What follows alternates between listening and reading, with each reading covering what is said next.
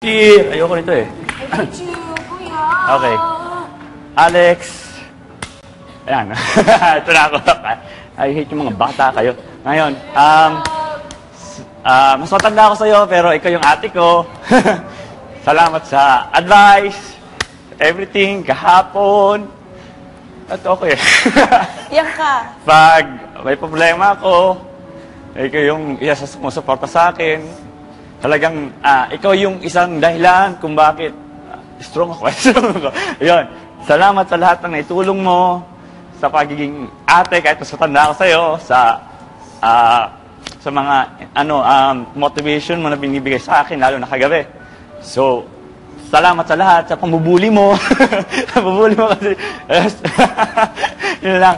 Kasi, parang ni-handle ko yung sarili ko, ikaw yung nagbibigay sa akin ng isa sa lakas ng loob ko, kaya bakit? Andito ako, nakakasama kayong lahat. Yun lang, salamat.